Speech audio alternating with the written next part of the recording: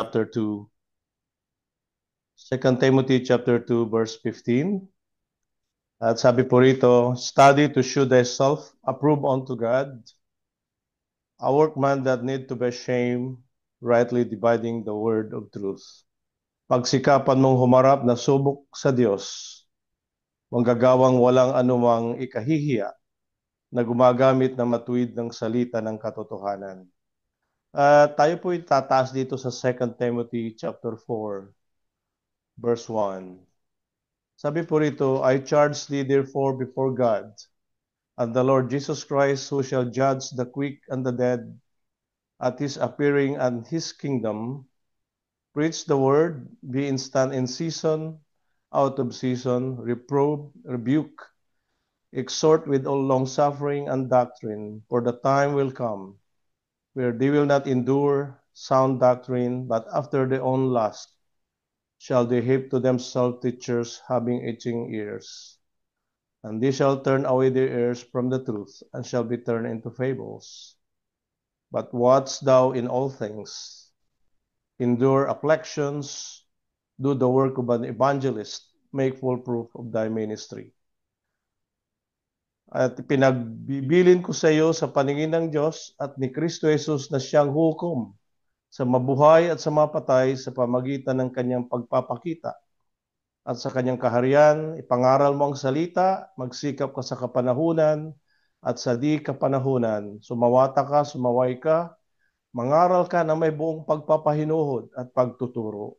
Sapagkat darating ang panahon na hindi nila titisin ang magaling na aral, kundi pagkakaroon nila ng katinang tenga, ay magsisipagbunton sila sa kanilang sarili ng magurong ayon sa kanilang sariling masasamang pita at ihihiwalay sa katotohanan ang kanilang mga tenga at maibabaling sa kata.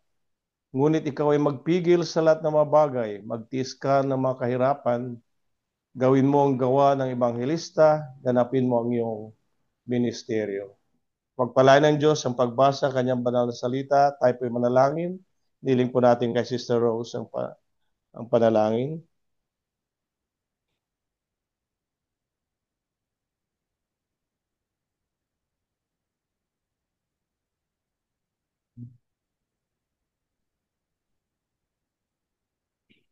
Amang Diyos, salamat po sa mga oras na ito na kami po'y mapadako na sa pakik...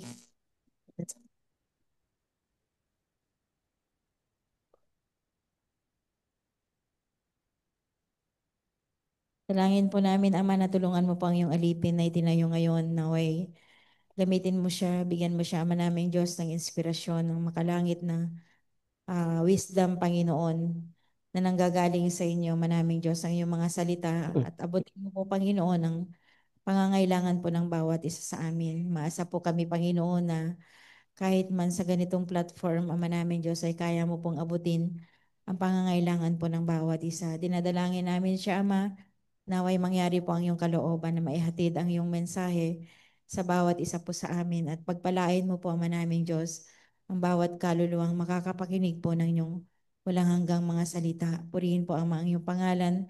Maraming salamat, Ama, sa ngalan po ng aming Panginoon Jesus.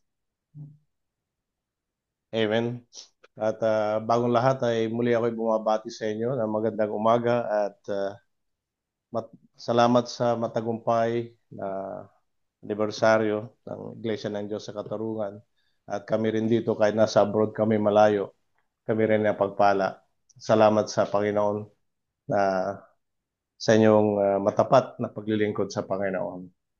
Kayo nagbibigay ng inspirasyon din sa amin dito. At ang pamagat po ng pag-aaralan natin ay living on God's approval.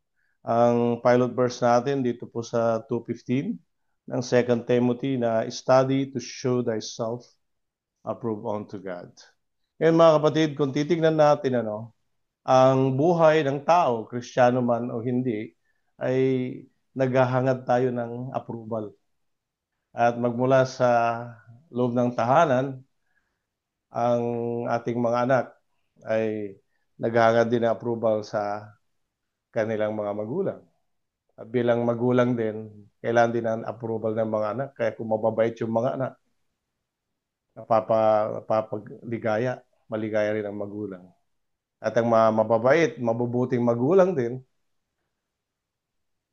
ang mga anak din ay sila ay maligaya rin.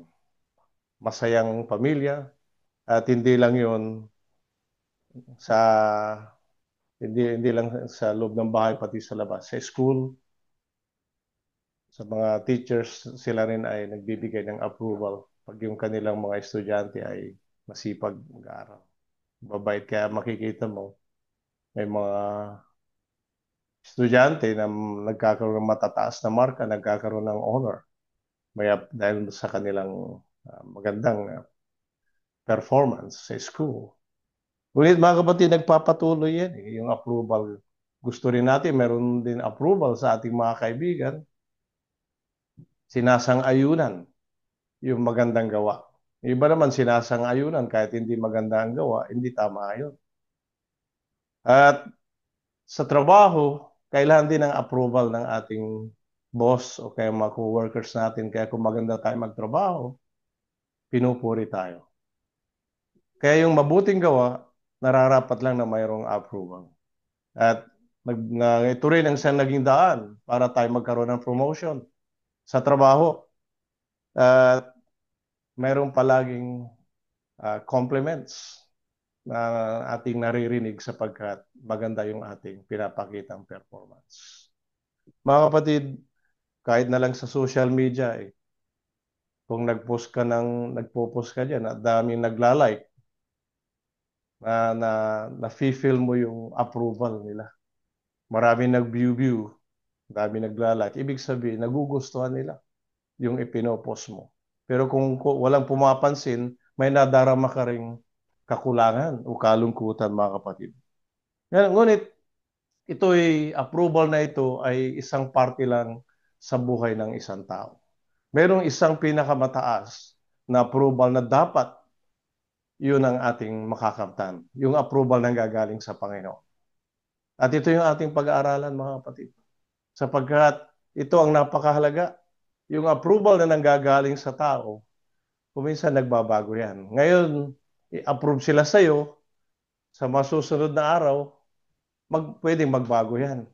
Depende sabi nga nila, sa circumstances o ihip ng hangin. At kuminsan, yung approval gagaling sa tao, hindi lang nagbabago, kundi ito rin ay kumukupas. Kuminsan, ang tao naman tumitingin sa panglabas na anyo, kaya may approval Superficial. At mga kapatid, kuminsan, approve ka ngayon, bukas, meron ka ng criticism. Pero sa Panginoon, pag ang Panginoon ang nag-approve sa'yo, ito po ay tunay, mga kapatid. Sapagkat ang Panginoon ay nakakakita hindi lang sa mga ginagawa natin panglabas, kundi nakakita yung puso natin.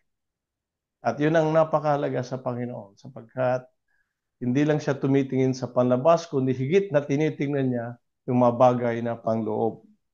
At ito isang critical na katanungan sa bawat isa. Kanino ba tayo naghahanap ng approval? Sa tao o sa Diyos? So, yun ay isang katanungan individually para sa atin yun. Hindi lang sa isang grupo o sa loob ng iglesia, kundi sa ating individual. At napakaganda yung pag sinabi ng approval, ang sa ibang word dyan, yung nire-recognize ng Panginoon.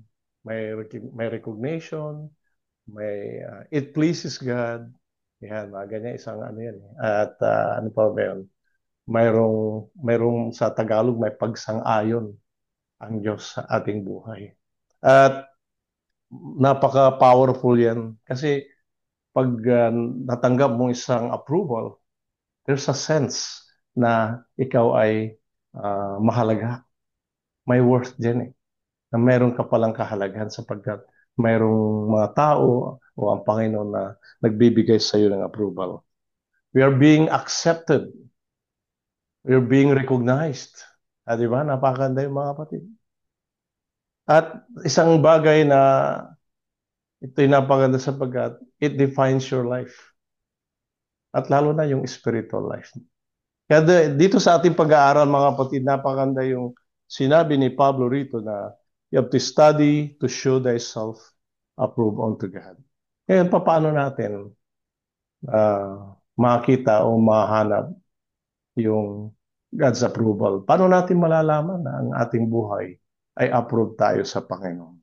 Sabi dito sa ating binasa sa 2 Timothy 2:15, study to show thyself approved unto God, a workman that need to be ashamed, rightly dividing the word of truth. Ito yung napaka-familiar na verse at halos lahat ito binabasa natin. Ngunit merong masigit pang malalim dito na dapat natin makita.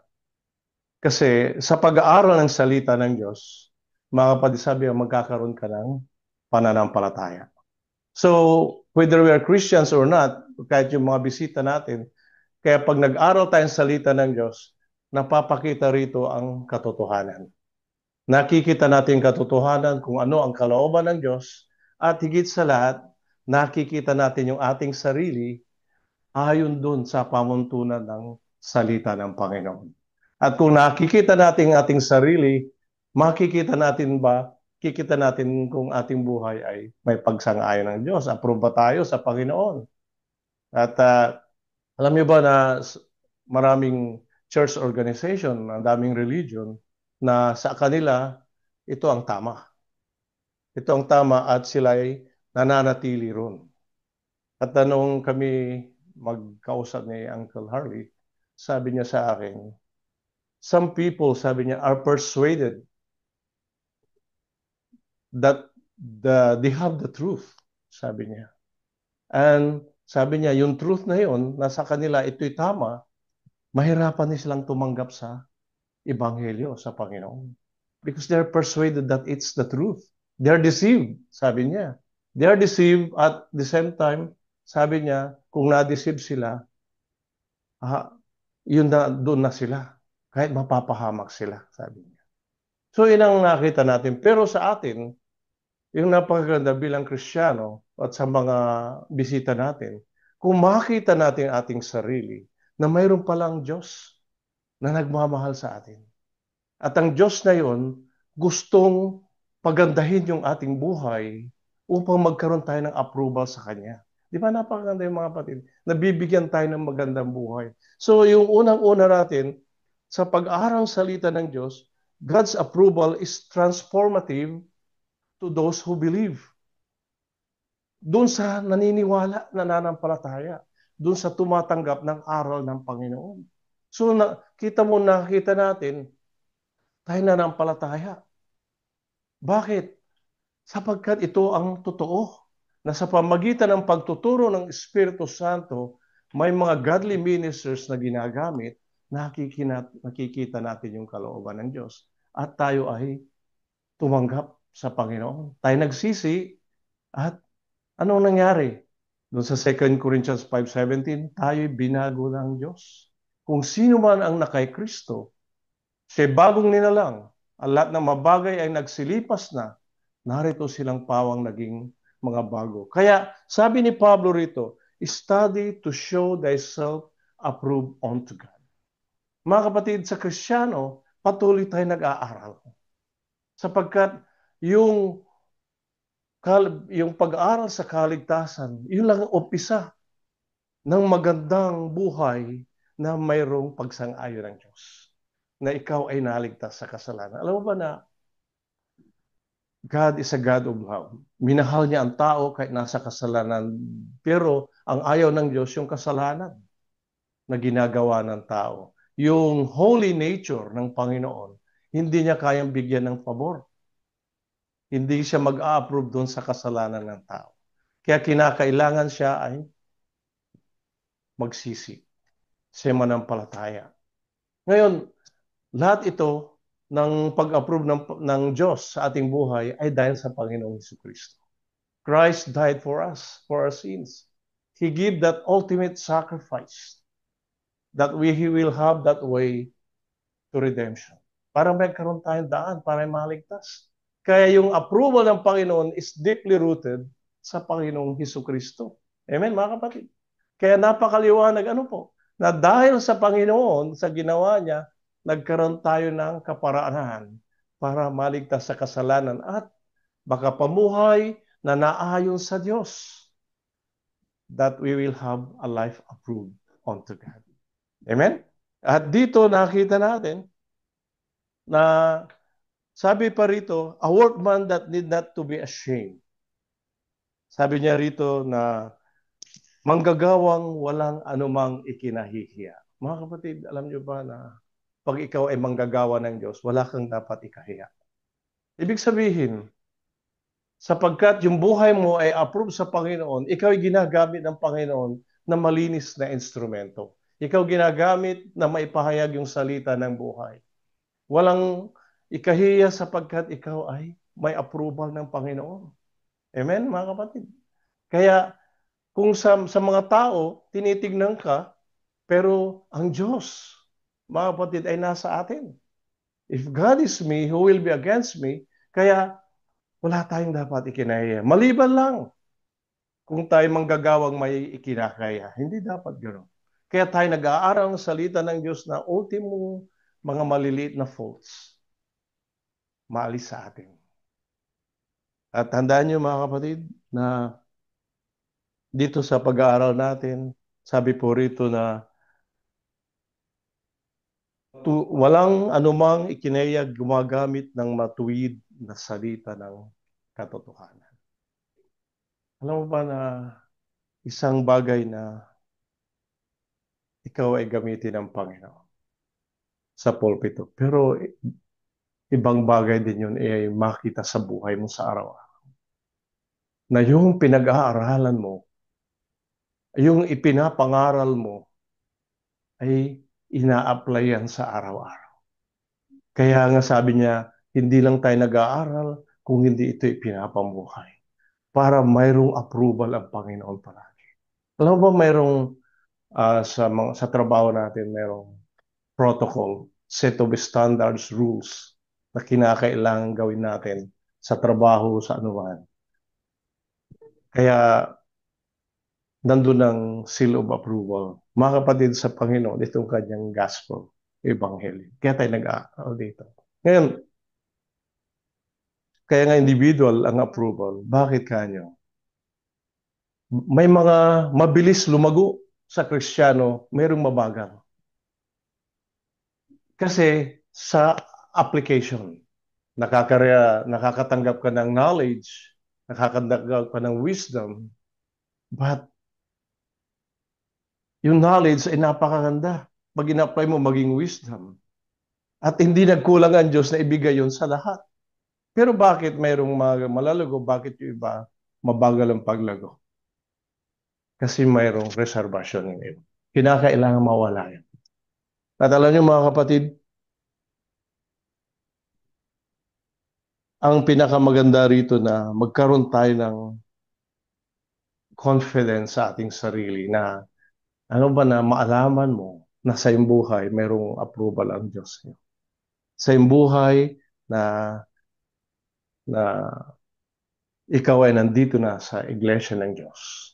Alam mo ba na isang bagay na ikay mapabilang sa iglesia ng Diyos, ito'y napakadakila. Alam mo, kung titignan mo, basahin mabuti ang Biblia at intindihin mo. The church is God is the pillar and ground of truth. Mga kapatid, haligi at suhay ng katotohanan. Ito yung kinabibilangan natin. Na dapat tayo nakabilang sa iglesia. Iyon na makita rin sa atin. Mga kapatid. Kaya ang Panginoon nakatingin palagi sa kanyang mga anak. At alam mo ba na magmula sa kapanahonan ni na Pablo hanggang sa ngayon, iisa yung sinasabi sa Ebanghelyo.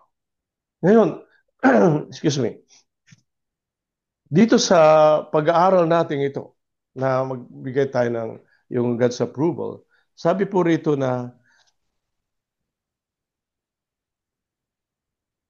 pumunta tayo sa verse 2 Timothy, dito sa chapter 4, 1 and 2, para itutuloy natin. Sabi niya, I charge thee before God and the Lord Jesus Christ, who shall judge the quick and the dead at his appearing at his kingdom. Preach the word, be instant in season, out of season, reprove, rebuke, exhort with all long suffering and doctrine. Sabi niya, ipinagbibilin ko sa iyo sa paningin ng Diyos at ni Kristo Jesus na siyang hukom sa mga buhay at sa mga patay sa pamamagitan ng kanyang pagpapakita at sa kanyang kaharian.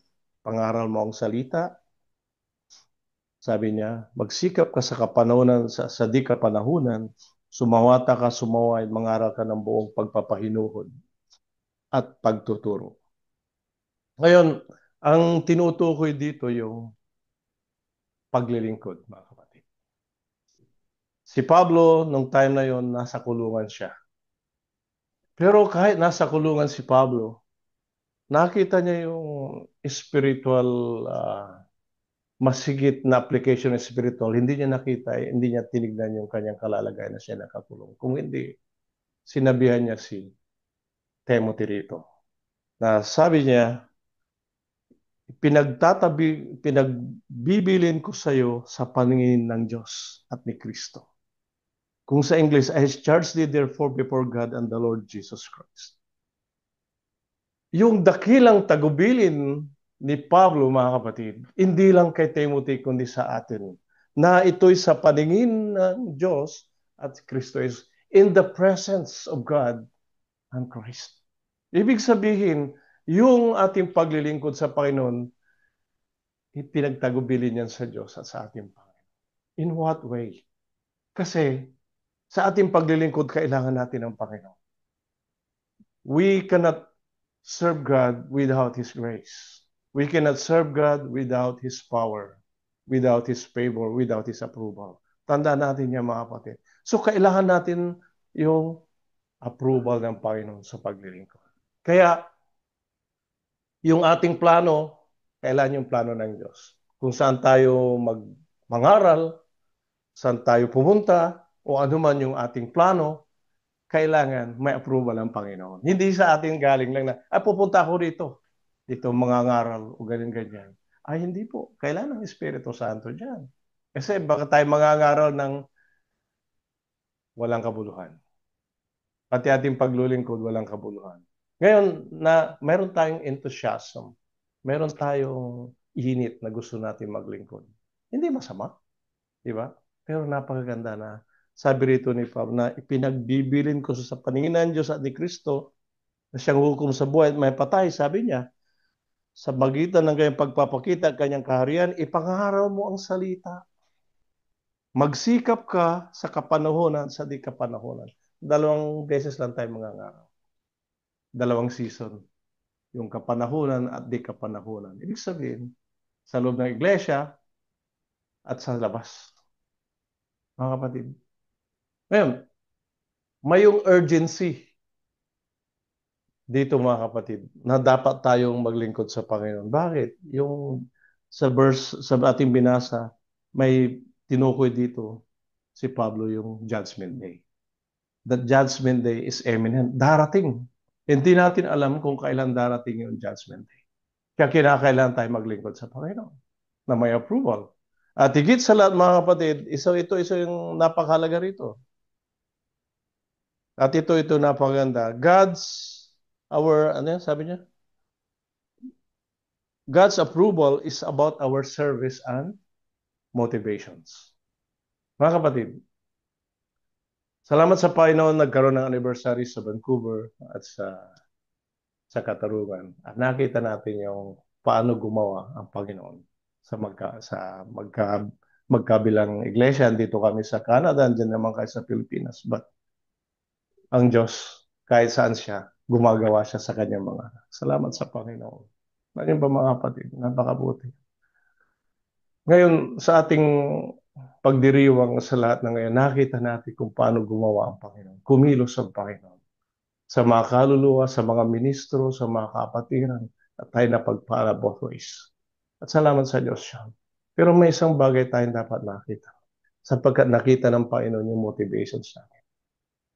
Na sa ating paglilingkod, mga kapatid, na bagamat nagtatagumpay ang iglesia, mayroon tayong motivations na ito ay mabigyan ng kaluwalhatian ng Diyos.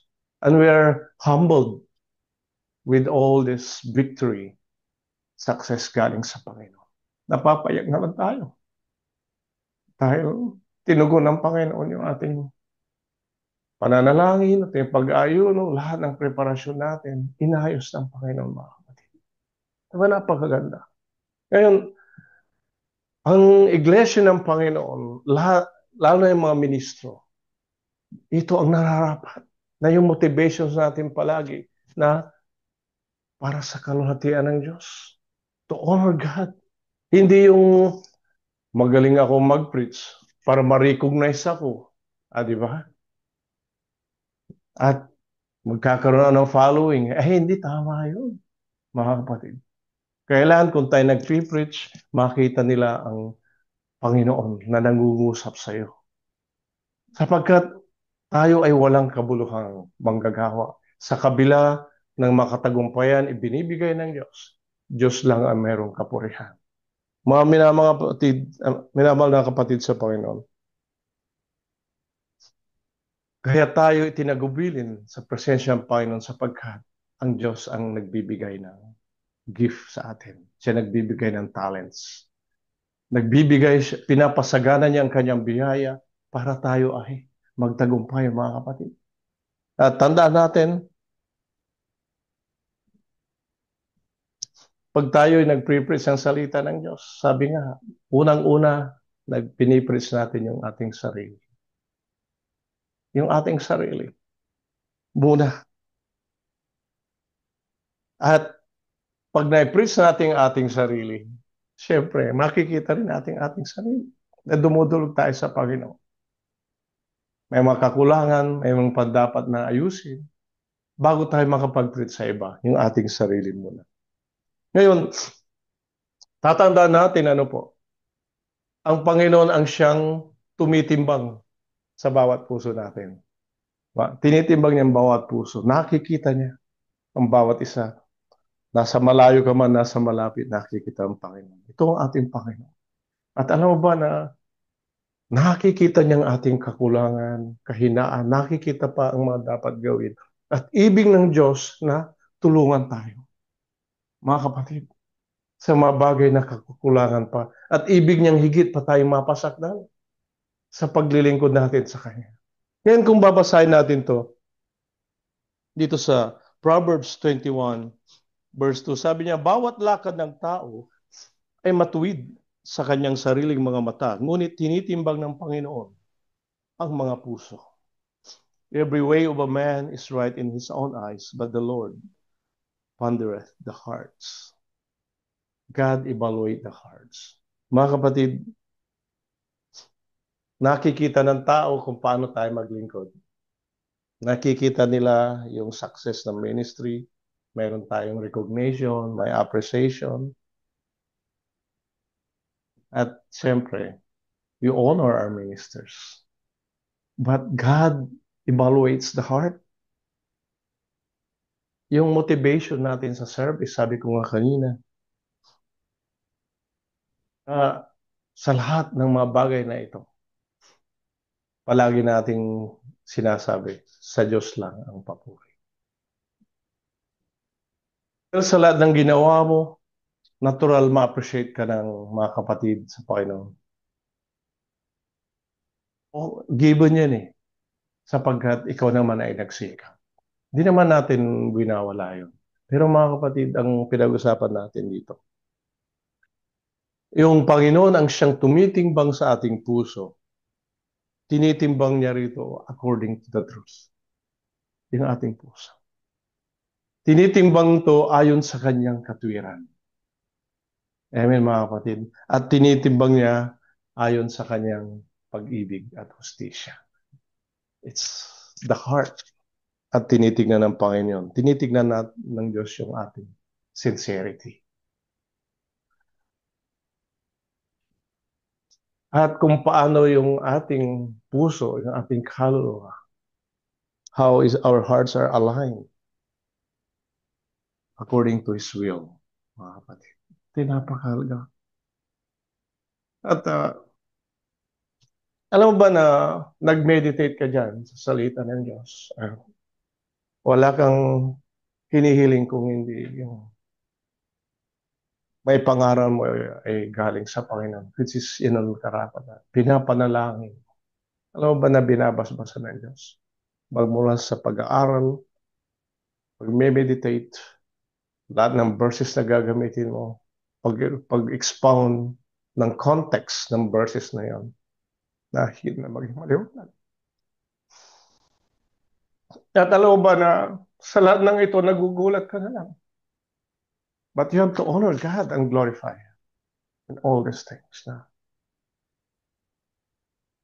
Napakaganda. Sapagkat, alam mo ba na ang Panginoon siya nag-i-equip sa iglesia.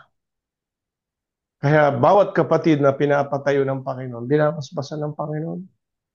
Pray. But isang bagay lang ayaw ng Panginoon, na magkaroon ng pride.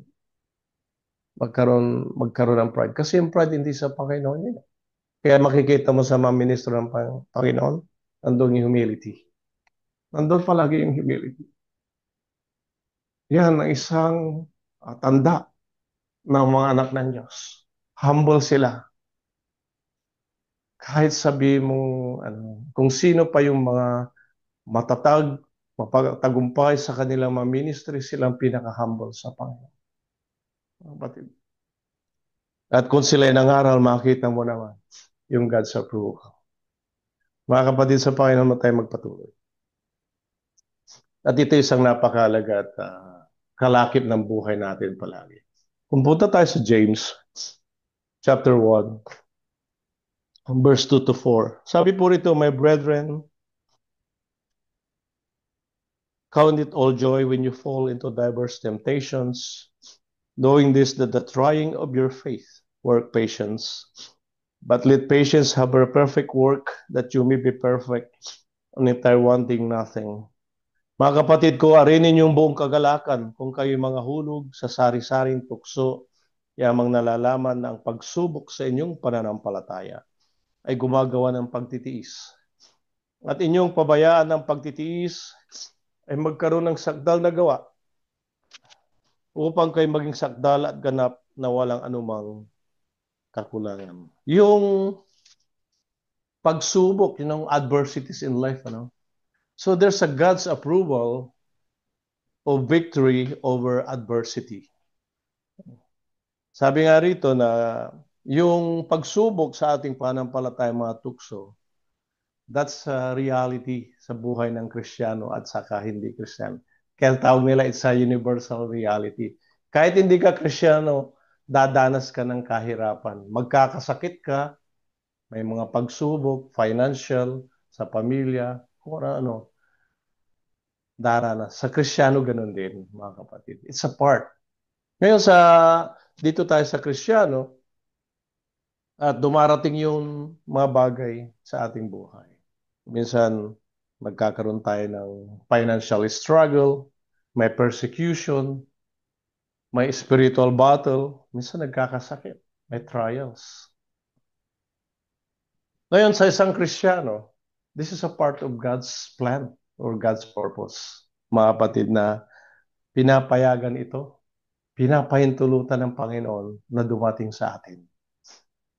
Kasi may nakatago rito, may kaakibat na blessing. For every adversities in life sa buhay ng isang Kristiyano, kasunod doon ang blessing.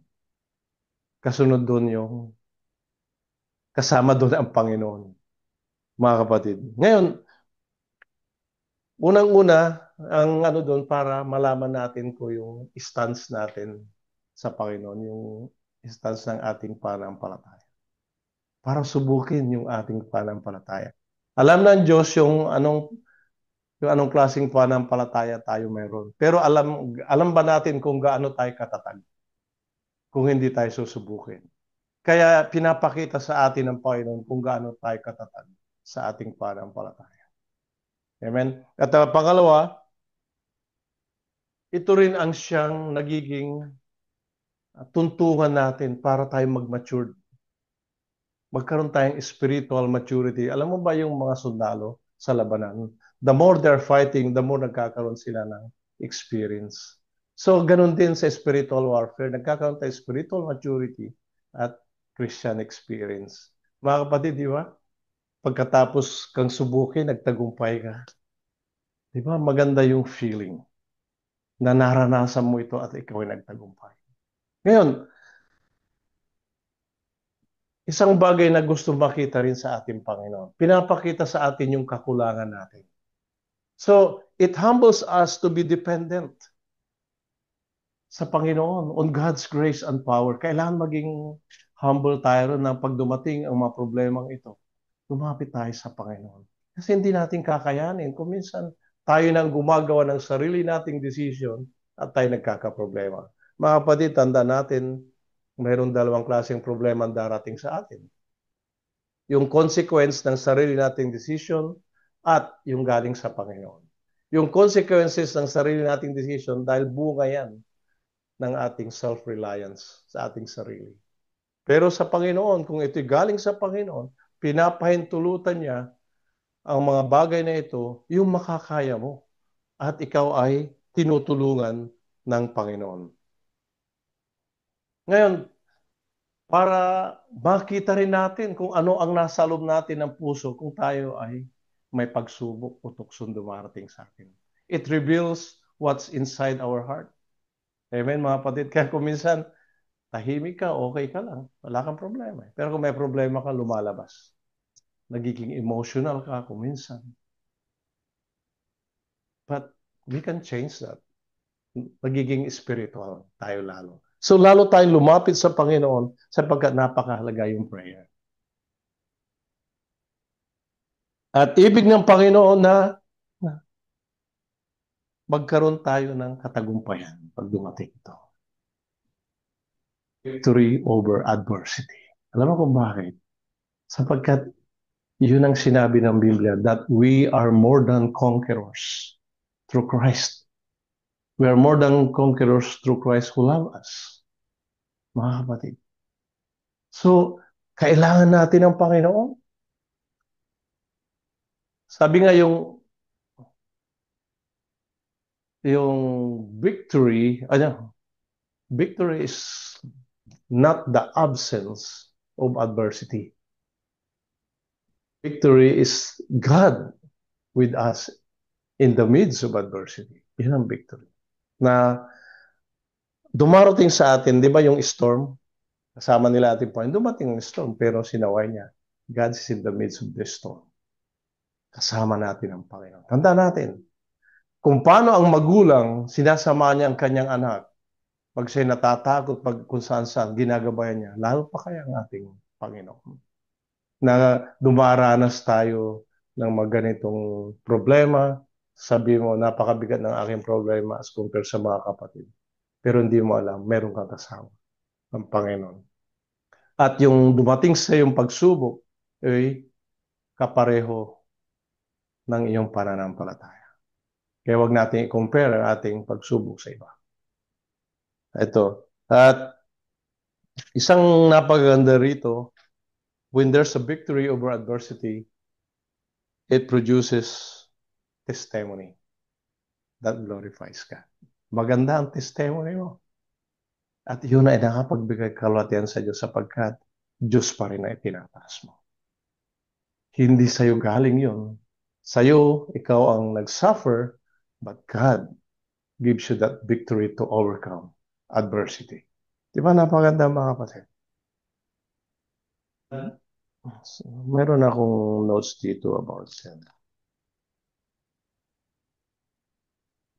Sabi po rito sa Romans chapter 8 verse 18.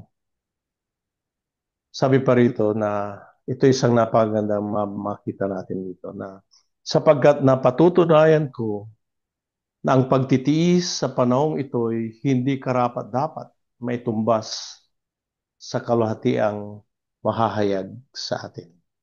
Ngayon, bakit sinabi po rito mga kapatid? Yung dumarating sa atin na suffering o pagtitiis is just temporary. Temporary lang yan. Kaya dito sa sinabi ni Pablo dito sa Romans na sapagkat napatutunayan ko na ang pagtitiis sa panahong ito hindi karapat-dapat may tumbas sa kalwalhatiang mahahayag sa atin. Lahat ng Kristiyano, walang Kristiyano na hindi dumanas at hindi dumaan sa mapagsubok at tukso at kahirapan. Lahat tayo dadaan diyan. Sapagkat iyan ay kasama sa plano ng Panginoon. Para higit tayong maging karapat-dapat sa Kanya. At alam niyo mga kapatid, it is a testimony of God's love and faithfulness. Na kung kailan tayo may problema, lalong malapit sa atin ang Panginoon. Tingnan niyo yung mga nabuhay sa lumang tipan, yung 3 Hebrew.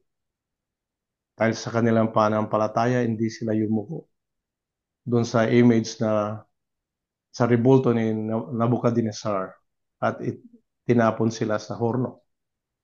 Pero niligtas sila ng Panginoon. Si Daniel, tinapon doon sa yungib ng may mga leon. Iniligtas siya ng Panginoon. Mga kapatid, ang Panginoon noon at ngayon ay parehas. Hindi nagbabago. Mas mabigat ang dinanas nila kaysa atin. Pero mga kapatid, ang makita natin dito na God is giving approval about this adversities in life, but it gives approval of victory over adversity. It's a blessing. Mabigat tanggapin, but it's really a blessing. Magandang patutuo yan para sa Panginoon at para sa iyo. At dito sa pang-apat, mga kapatid, ito'y nung sinabi ni Sister Rose na ako'y maghanda ng message, ito'y unang pumasok sa akin na gamitin ang inyong team na doon sa Habakkuk. Basahin natin yon. Bagamat inyong Habakkuk chapter 3, verse 18 and 19, sabi rito, yes, I will rejoice in the Lord. I will joy in the God of my salvation. The Lord God is my strength, and He will make my feet like hinds feet, and He will make me to walk upon my high places. Mga kapatid, napakalawak ng mensaheng ito. At yung iniisip ko na itong mensahe, but sa tulong ng Panginoon, ito isang parte lang pala ng mensahe dito. At ito'y God's approval as we plant our feet on higher ground. This is God's approval. So, tandaan natin, yung sinabi rito kay Habakkuk, ito yung gospel ni Habakkuk, pinakita rito that He will make me to walk upon my high places. Yung kantang, mga kapatid, yung kinanta nyo noon, yung Higher Ground, title ng Higher Ground, napakaganda yan. Sabi niya, I'm pressing on the upward way. New heights I'm gaining every day. Still praying as I onward bound, Lord, plant me my feet on higher ground. Ano ba na? Ang ating buhay bilang Kristiyano is a kind of spiritual journey, mga kapatid. At dito sa higher ground, ibig ng Panginoon na pumunta tayo doon na higit na mas mataas na lugar. Alam mo yung salvation, it's an elevated life. But there's more higher than that. Yung sanctification, mga kapatid. Ngayon, bakit pinapapunta tayo ng Panginoon doon sa higher ground? Alam ba, pag nasa tuktok ka ng bundok, mas malayo ang tingin mo, mas mataas ang kinaroroonan mo, mas pure ang hangin doon, mas malinis, mas ligtas ka doon. Spiritually speaking, mga kapatid, as we plant our feet on higher ground, ito'y isang bagay na ibinigay ng Panginoon. Because there's a higher, more righteous life doon sa higher ground. Dito sa salvation, niligtas ka ng Panginoon sa lahat ng ginawa mong kasalanan. But doon sa higher elevation, which is the sanctification, alam natin yung doktrina ng sanctification, na ito ang paglilinis ng puso, paghahandog ng ating buhay. We have to surrender our life, mga kapatid. Ngayon, ano ang dahilan bakit hindi tayo makaapak sa higher ground? Sapagkat hindi pa natin lubos na hinandog yung ating sarili. Mga kapatid, sa pag-angat sa buhay, ibig mong umangat ka materially. Ibig mong yumaman ka, ibig mong magandang buhay. But in spiritually speaking, it's more than that, mga kapatid. Sa pag-angat mong buhay sa materially, nagagalak ka. You got all the amenities in life. Pero sa spiritual, mga bagay na hindi mababayaran ng salapi sapagkat sa Panginoon lang nanggagaling. Now, it is a God's calling for every Christian to rise above sin. Kailangan natin yun, di ba? Kaya pag nasa taas ka na, nasa baba mo na yung kasalanan, hindi ka na maapektuhan. But then, you're going higher and higher, mga kapatid. Yung victory over adversity, nandun na, nasa baba na eh, nagtagumpay ka na eh. Because there's a higher ground of faith. Mas matatag na ang iyong pananampalataya, mga kapatid. There's a place which you live more closer to God. In holiness, in faith, in love, and victory. There's a higher level of faith and obedience. Bakit obedience? Because you have to surrender your will to God. Alam mo dyan sa salvation, wala pa yung full obedience dyan. Because of our carnal nature, yung sarili pa rin natin minsan nasunod. But pagdating mo doon sa higher ground, nandun yung full obedience, isinurrender mo na lahat. Kinonsecrate mo lahat sa Panginoon, mga kapatid. And there's a higher level of relationship or intimacy with God. Gusto mo palagi nasa Panginoon. Kung ano ang gusto ng Panginoon, gusto mong gawin mo palagi. It increases your love. Yung love sa'yo, ito'y galing sa Panginoon. It reciprocates what God has done to you, mga kapatid. Ito'y nabubuhos sa ating puso sa pamagitan ng Espiritu Santo. Doon sa Romans 5:5. And there's a higher level of service, mga kapatid.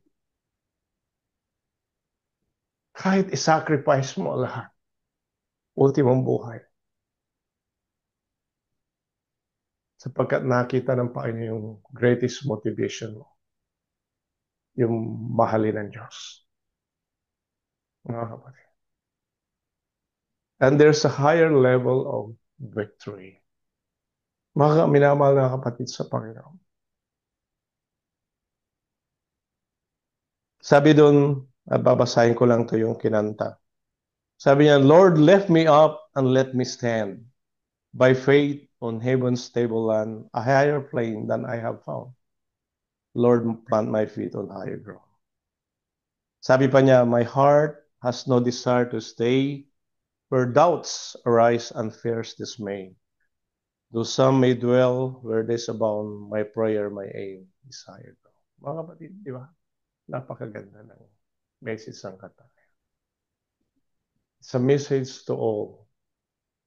At yun ang ibig ng Panginoon, na tayo lumakad na may kasakdalan sa kanyang harapan. Sakdal na puso, sakdal na pananampalataya. At sa di pagtagal ay ito pa ang pinakauli yung ating babasahin. Dito sa 2 Corinthians 5:19, sabi niya, kaya't ang amin namang pinagsisikapan, maging sa tahanan man o di man ay maging kalugod-lugod kami sa Kanya. sapagkat tayong lahat ay kinakailangan mahayag sa harapan ng hukuman ni Kristo upang tumanggap ang bawat isa sa mga bagay na ginawa sa pamagitan ng katawan ayon sa ginawa niya maging mabuti o masama. God's approval prepare us for eternal life with Christ. Alam mo ba ito yung pinakahuli na God's approval sa atin? Na sa ating pag-isikap, sa ating buhay, sa ating buhay spiritual, ay makapagbigay tayo lugod sa Panginoon. Yan ang napaganda. Pagbigay lugod tayo, makapagbigay ng kalahatian. At higit sa lahat, mga kapatid, sinabi rito ni Pablo, tayo lahat ay mahahayag sa harapan ng hukuman ni Kristo. Lalo na tayong mga ministro. Actually, in every sense of the word, lahat tayo ministers of Christ. Kahit di kayo tumatayo sa pulpito. Kahit kayo kumakanta, kayo nananalangin, lahat tayo ministro ng Panginoon. Tandaan natin. At tayo nung lahat ay tatayo sa hukuman ng Panginoon. Tayong lahat ng mga Kristiyano. Kasama natin yung iba man nating kapatiran. But then, sabi pa rito, tayong lahat ay kinakailangang mahayag sa harapan ng hukuman ni Kristo upang tumanggap ng bawat isa ng mga bagay na ginawa sa pamagitan ng katawan ayon sa ginawa niya maging mabuti o masama. Kaya kung tatayo tayo sa Panginoon, we're accountable, we're responsible, kung tayo ay maghahayag, dapat ihahayag natin yung lahat ng mabuti. Nanawa, hindi nawa masumpungan sa atin may mga bagay na masama. It's a general thought na haharap ka sa hukuman ng Panginoon. Kaya magsasaysay. Ngayon mga kapatid, pa natin ito pinag-aralan sapagkat yung pinakahuling maririnig natin, yung approval ng Panginoon. At ito yung makikita mo dun sa Mateo 25:21. Basahin natin yun mga kapatid sa Mateo 25:21 na sabi niya, Mateo dito po sa 25, dito po sa verse 21. Ang sabi po rito mga kapatid, at sinabi sa kanyang Panginoon, mabuting gawa, mabuti at tapat na alipin. Nagtapat ka sa kukunting bagay, pamamahalayan kita sa maraming bagay. Pumasok ka sa kagalakan ng iyong Panginoon. And kung babasahin mo ito sa English, sabi po ron, well done, thou good and faithful servant. Sabi niya, enter into the joy of the Lord. Kita mo yung approval doon. Well done, good and faithful servant. Thou hast been faithful over a few things. I will make thee ruler over many things. You enter into the joy of the Lord. Diba mga kapatid, yan ang napakaganda na marinig natin. That's why yung approval ng Panginoon, hindi lang dito sa sanlibutan ito, pero yung sa kahuli-hulihan. God's approval is eternal. Eternal life. Prepare us for eternal life with Christ. Nawa sa araw-araw ng ating buhay, ito ang ating isipin. Ano man ang ating ginagawa. Tayo kumakain, ano man ating ginagawa. Anong ating mga plano, decision, gawin natin sa ikaluluhat niya, Panginoon. We have to seek God's approval in all aspects of our life. Mga kapatid, Diyos di magkukulang sa atin. At dyan po nagtatapos ang mensahe ng Panginoon. To God be the glory. Pinibigay ko na po kay Sister Rose.